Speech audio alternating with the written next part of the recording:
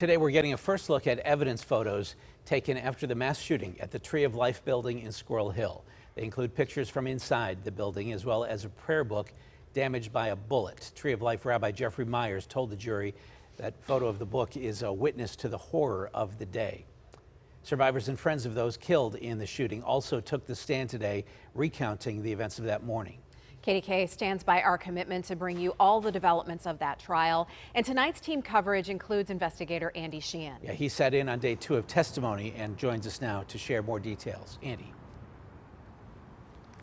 Well, Ken, in her opening statement, prosecutor Soo Song said this is a story about death and horror, but it's also a story about survival.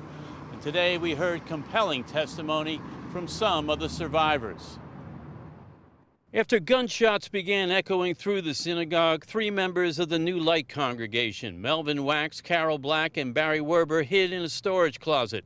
After a long pause in the shooting, Mel Wax ventured outside. At that point, I heard a gunshot, Werber testified today. Mel Wax fell back into the room. I saw the figure of a person step over the body and step back. Black said she could see the shadow of the gunman move back and forth. I just remained calm, she told the court. I just stayed calm. If I was calm, I reassured myself nothing would happen to me. I would be safe, and he would go away. They were just 2 of several survivors testifying today about the terror-filled and horrific attack. Nurse and survivor Dan Legger was with his friend and physician Jerry Rabinowitz when they heard shots. Jerry looked up at me and said, "Oh, damn," Legger testified. We looked at each other and we knew we needed to do something to help, so we moved in the direction of the gunfire. That was perhaps a stupid thing to do, but that's what we did. Both men were shot, Rabinowitz fatally. Legger said he knew he was close to dying. I viewed my life and I thought about the wonder of it all, the beauty of it, all the happiness I had experienced in my life, the joy of having 2 beautiful sons and a beautiful wife. I was ready to go.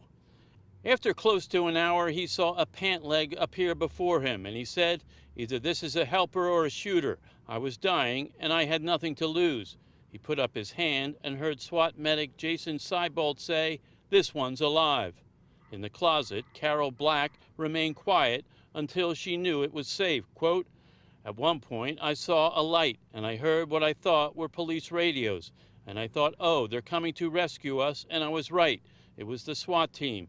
I had to step over Mel. Very hard to look at him. It was very hard to look at him on the floor. I just quietly to myself said goodbye to him and followed the officers." And it is both with sorrow and gratitude that the survivors move on, missing their friends and relatives, but grateful to be alive. Testimony resumes tomorrow. Reporting live at the federal courthouse downtown, Andy Sheehan, KDKA News.